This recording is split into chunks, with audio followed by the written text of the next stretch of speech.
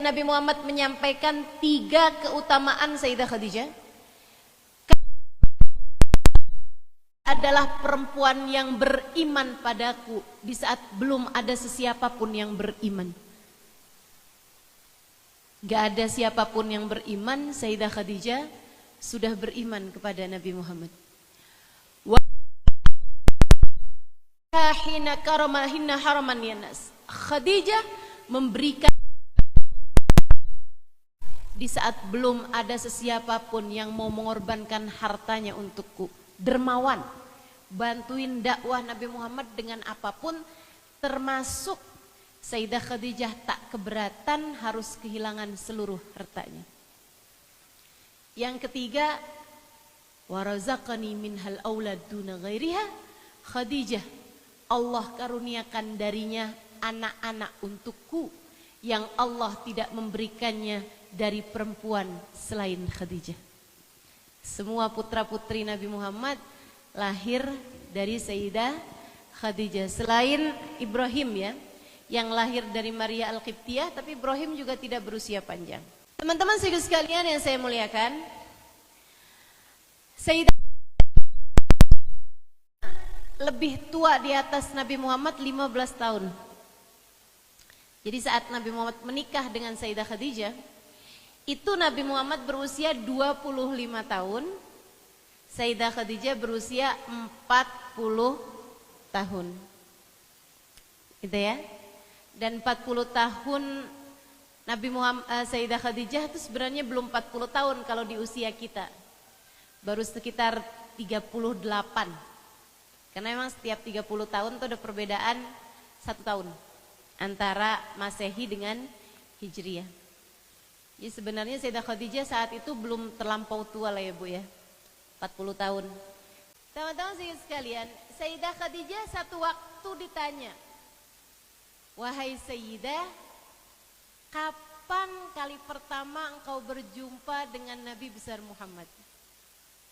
Kapan perjumpaan pertamamu dengan Nabi Muhammad?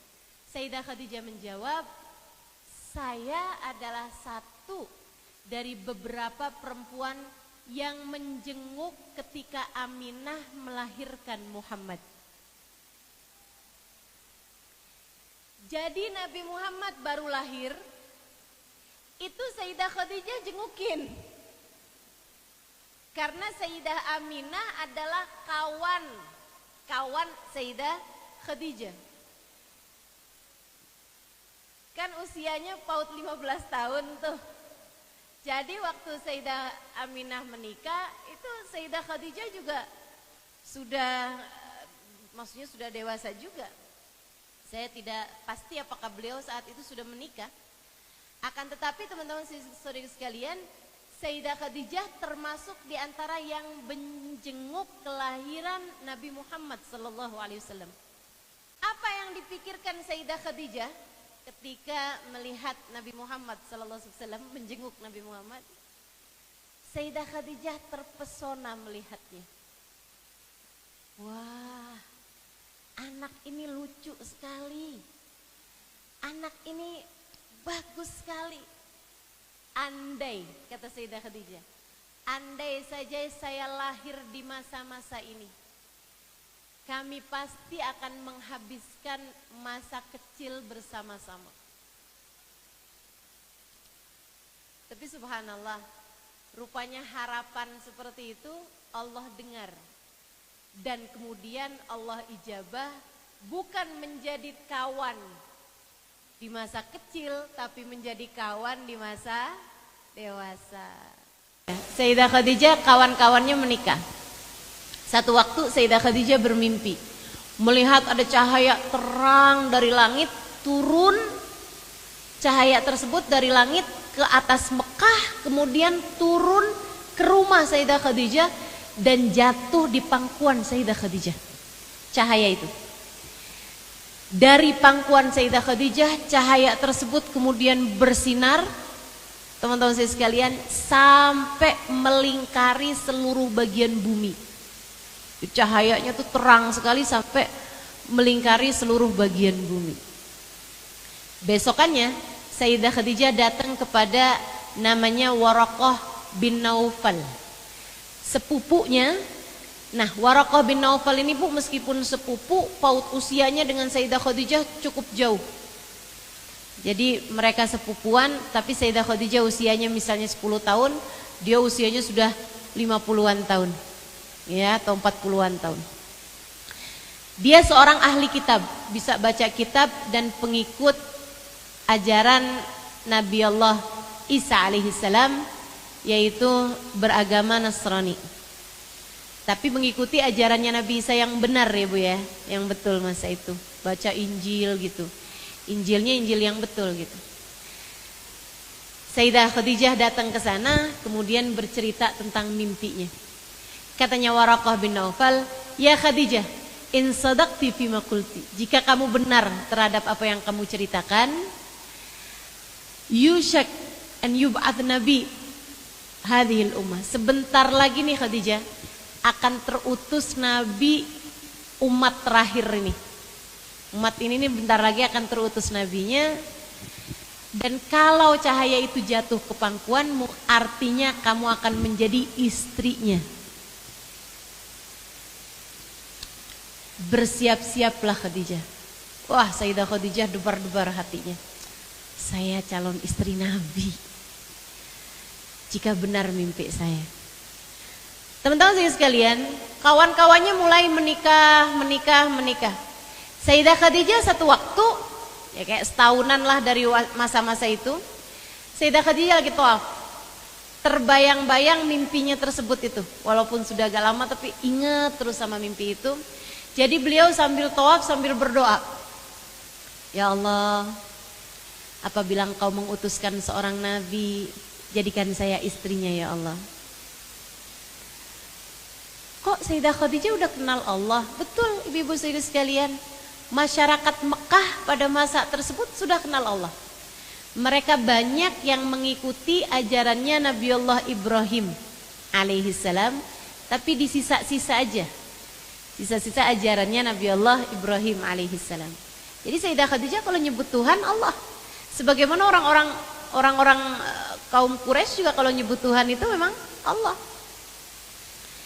Sehingga sekalian, Sayyidah Khadijah berdoa meminta pada Allah Subhanahu wa taala, ya Allah, kalau Engkau akan mengutus seorang nabi ya Allah, jadikan saya istrinya.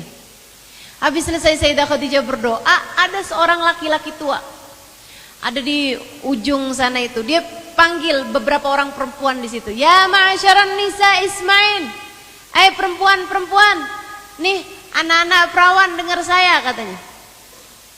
Kenapa Pak? Gitu kan. Kenapa kek? Yushak an yub'at nabi hadhil ummah. Sebentar lagi akan terutus nabi umat ini. Man aradat minkum an takun zawjutu falyatajahhaz. Siapa di antara kalian yang ingin menjadi istrinya, hendaklah bersiap-siap. Sayyidah Khadijah mendengar itu, hatinya berdebar-debar. Wah, sepertinya doa saya akan diijabah nih. Orang ini sepertinya memberikan kode-kode langit ini. Sayyidah Khadijah pun senang pulang. Teman-teman sekalian, ditungguin sebulan, 2 bulan, nggak ada yang melamar seorang nabi. Nggak ada nabi yang lamar, karena memang nggak ada nabi pada masa tersebut. Baik, ibu-ibu sekalian, Sayyidah Khadijah pun menikah. Ya, kayak usia 11-12 tahun. Beliau menikah dengan seorang perempuan, dengan seorang laki-laki bernama Abu Halah. Kemudian Bu punya anak 2, namanya Hindun yang perempuan, sama yang laki-laki namanya Halah. Makanya beliau dipanggilnya Abu Halah. Kemudian Bu, suaminya meninggal dunia. Tentu aja sesudah menikah cukup lama ini ya. Punya anak 2 itu tadi. Dan beliau adalah seorang pedagang, Abu Halah ini. Ibu-ibu sekalian, menjanda tidak lama, beliau pun menikah lagi dengan seorang laki-laki bernama Atik bin Aid. Punya anak 1 perempuan, dikasih nama Hindun juga. Jadi ada Hindun binti Atiq, ada Hindun binti Abu Halah. Jadi nih Sayyidah Khadijah sekarang jadi istrinya Atiq, punya anak 1 perempuan. Ibu-ibu sekalian, lama dengan laki-laki ini Bu. Laki-laki ini seorang pedagang yang sangat sukses, pengusaha yang sangat kaya raya. Dia punya perdagangan ekspor impor barang zaman itu. Sebuah perdagangan yang kata Allah dalam Al-Quran, ila fi Quraisyin ila fihim rihlatas syita'i wassaif, gitu ya. Kebiasaan orang-orang Quraisy untuk membawa barang dagangannya kalau musim syita, musim dingin, itu mereka bawa barang dagangannya ke Syria. Kalau musim panas mereka bawa barang dagangannya ke San'a.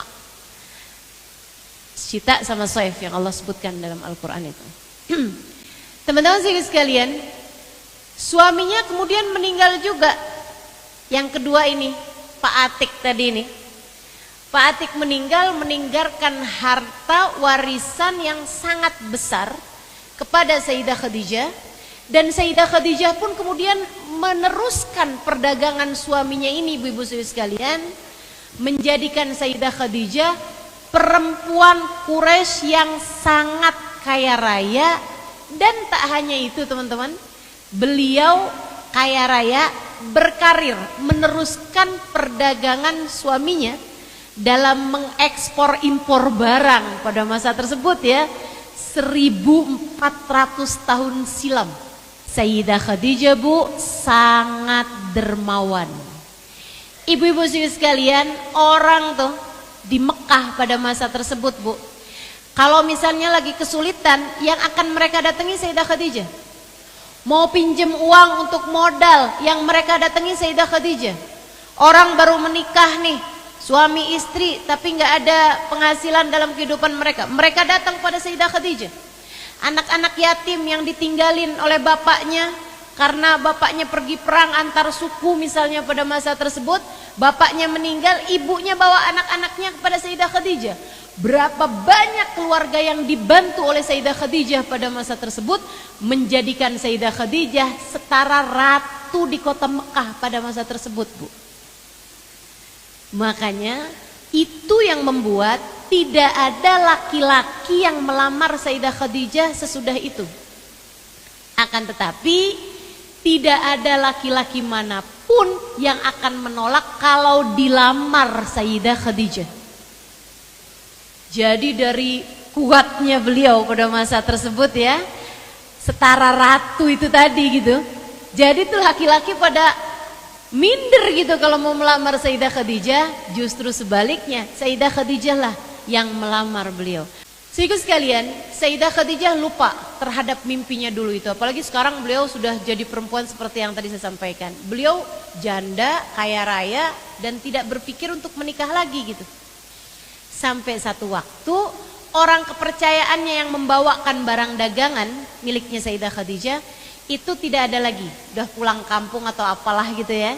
Sehingga Sayyidah Khadijah perlu seseorang membawakan barang dagangannya. Seorang kawannya yang bernama Nafisah, itu tadi yang perempuan yang datang, yang dicemburui oleh Sayyidah Aisyah tadi itu. Itu kawan baiknya Sayyidah Khadijah, namanya Sayyidah Nafisah. Dia kemudian mencarikan seseorang yang dapat dipercaya oleh Sayyidah Khadijah, dan itu adalah Nabi kita Muhammad sallallahu alaihi wasallam. Pergi bawa barang dagangan ke Syam. Syam itu kalau sekarang Syria ya Bu ya.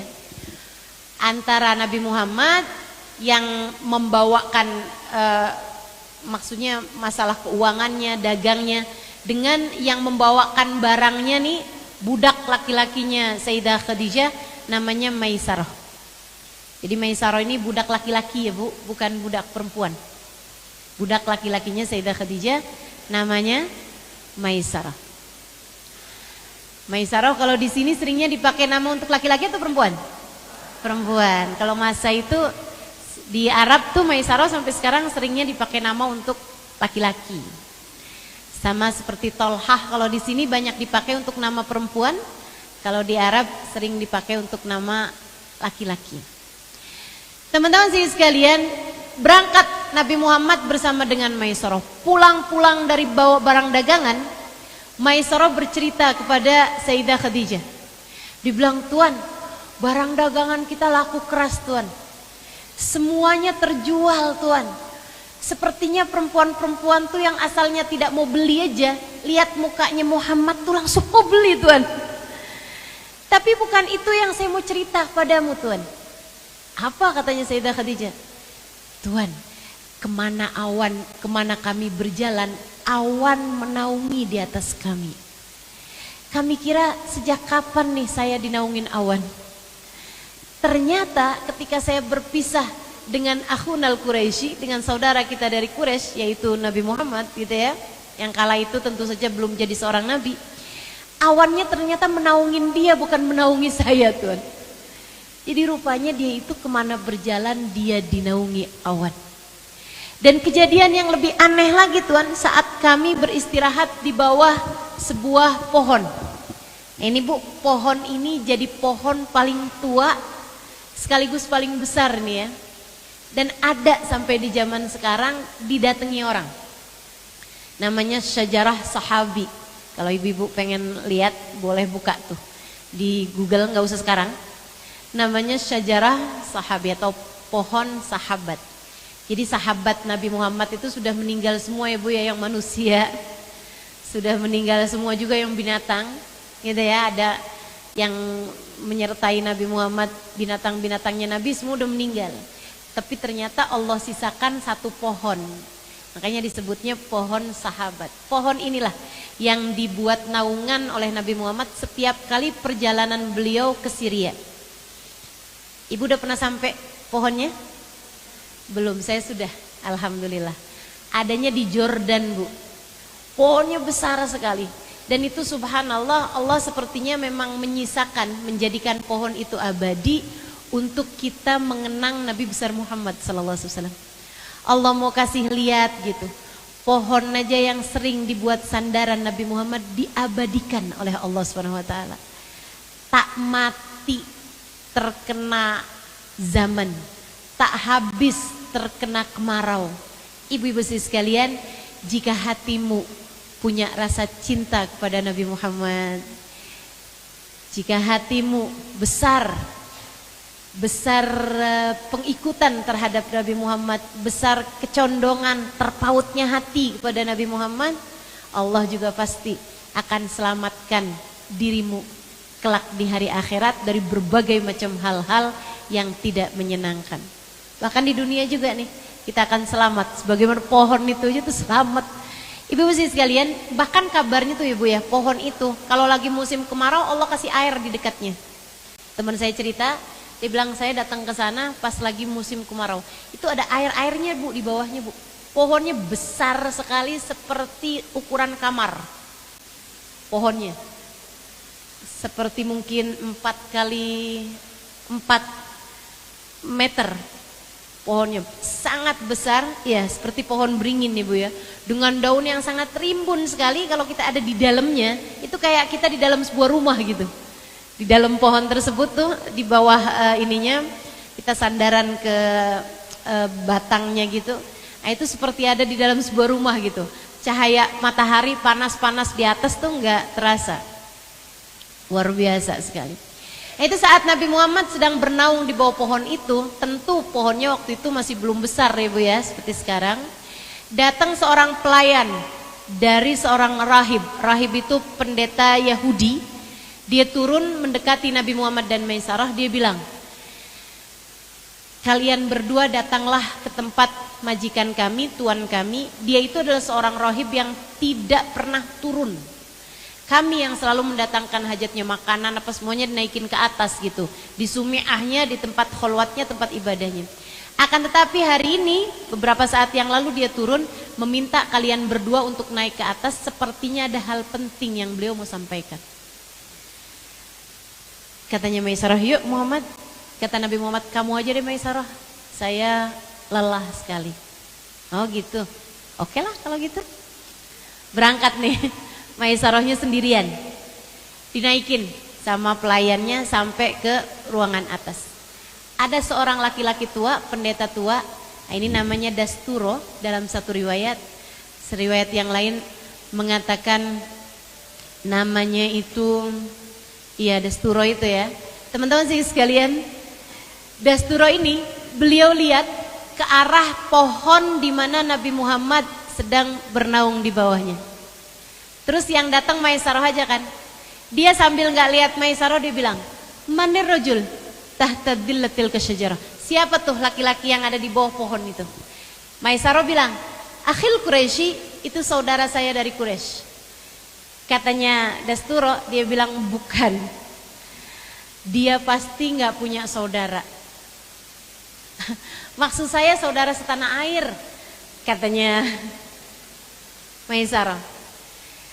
Dia tidak akan mungkin punya saudara. Bagaimana punya saudara jika ayahnya meninggal hanya beberapa bulan setelah pernikahannya?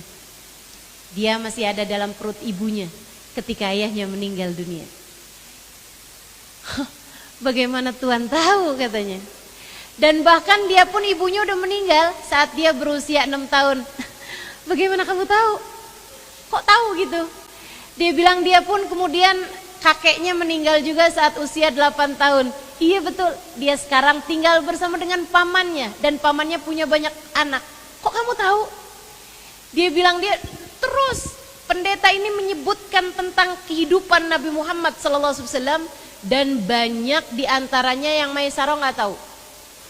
Dia suka warna hijau, saya nggak tahu.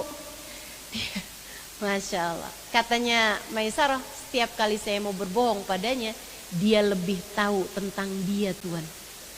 Kemudian pendeta itu sambil melihat kepada pohon tersebut, dia mengatakan, "La yakun tahta dillatil kasyajarah illa nabi." Ketahuilah, laki-laki yang sekarang ada di bawah pohon itu adalah seorang nabi. Tuhan, ternyata dia seorang nabi, kata Maisarah kepada Sayyidah Khadijah. Saat itulah Sayyidah Khadijah keingetan lagi sama mimpinya, keingetan lagi sama doanya di hadapan Ka'bah saat dia masih kecil ya, saat beliau masih remaja. Jadi galau gitu. Gimana nih ya? Saya pengen jadi istrinya, tapi gimana ini? Laki-laki ini berusia 25 tahun, sementara beliau berusia 40 tahun. Akhirnya galau-galau, dia pun bercerita kepada Nafisa. Nafisa bilang, "Ya sudah Khadijah, kalau gitu lamar saja dia." Nafisa kemudian mendekati Nabi Muhammad alaihissalam, menyampaikan, "Kenapa Muhammad kamu belum menikah sampai usia sekarang?" Kata Nabi Muhammad, "Saya itu lagi pusing mikirin membantu nafkah keluarganya Abu Thalib. Punya anak banyak, orangnya kerjaannya pas-pasan aja. Jadi saya nggak kepikir menikah, karena kalau saya menikah kan saya mesti menafkahi keluarga saya, istri dan anak-anak saya. Jadi saya nggak mau menikah gitu. Saya mau bantu keluarganya Abu Thalib." Katanya Nafisa, "Gimana Muhammad kalau kamu menikah tapi kamu nggak usah memikirkan urusan memberi nafkah?" "Mana ada perempuan begitu?" Katanya Nabi Muhammad. "Ada." "Siapa itu?" "Khadijah, tuan kamu yang kemarin kamu kerja bawa barang dagangannya." "Oh, kamu mau Muhammad? Tapi gimana ngomongnya?" "Oh, serahkan aja kepada Nafisa." Serahkan Muhammad kepada Nafisa. Barulah kemudian Sayyidah Khadijah melamar Nabi Muhammad. Nabi Muhammad memberitahukan itu kepada pamannya. Pamannya mengumpulkan itu kepada keluarga besarnya. Mereka semua menerima lamaran Sayyidah Khadijah untuk Nabi Muhammad. Nabi Muhammad menyampaikan penerimaan tersebut. Kemudian teman-teman sekalian, terjadilah pesta pernikahan untuk Sayyidah Khadijah dengan baginda kita Nabi besar Muhammad sallallahu alaihi wasallam.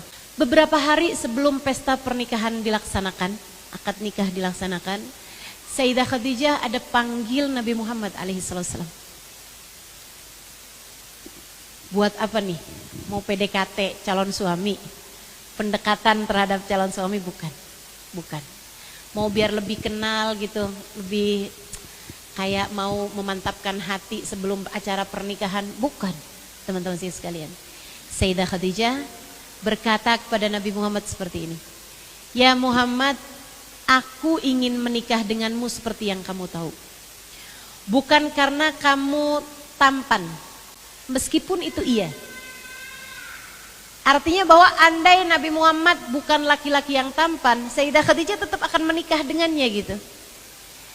Wahai Muhammad, aku ingin menikah denganmu bukan karena kamu masih muda, badanmu kuat, meskipun itu iya.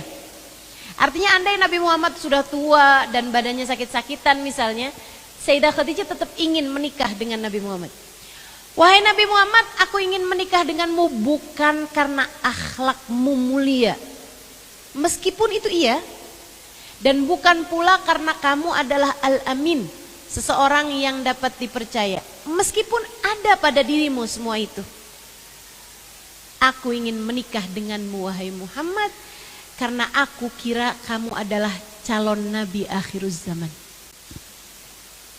Wahai Muhammad, jika waktu itu tiba dan kamu diutus oleh Allah sebagai seorang Rasul, bawalah serta diriku Muhammad menuju Allah yang kelak akan mengutusmu. Teman-teman sekalian, Sayyidah Khadijah menikah dengan Nabi Muhammad bukan karena rupa, bukan karena harta, karena memang gak ada harta ya, bukan karena garis keturunan, bukan karena dia anaknya siapa, gak ada, bukan karena dia masih muda, bukan karena akhlaknya, bahkan bukan. Akan tetapi Sayyidah Khadijah mencari Allah dalam diri Nabi Muhammad. Jika nanti Allah mengutusmu wahai Muhammad, bawalah aku serta bersamamu menuju Allah yang kelak mengutusmu. Bawa aku menuju Allah wahai Muhammad. Masya Allah. Itu Bu yang saya ceritakan tadi, Sayyidah Khadijah kaya raya seperti itu. Sesudah adanya Islam, Nabi Muhammad diutus oleh Allah menjadi seorang Nabi. Sayyidah Khadijah menggunakan seluruh hartanya untuk dakwah. Sampai beliau menjadi seorang perempuan yang sangat miskin. 2 tahun terakhir dalam hidupnya beliau berada dalam pengasingan yang membuat beliau tinggal tulang berbalut kulit, ibu-ibu sekalian. Beliau bahkan terlihat lebih tua daripada usianya. Bahkan saya baca dalam kitab sejarahnya Sayyidah Khadijah, ibu-ibu sekalian, Sayyidah Khadijah berkata, kuntu amshi amyal, saya tuh seringkali berjalan bermil-mil hanya untuk mencari daun-daunan hijau pengganjal lapar saya yang sudah tidak tertahankan. Dia lakukan itu semuanya untuk Allah Subhanahu wa taala, untuk Rasulullah sallallahu alaihi wasallam, untuk agama Islam ini.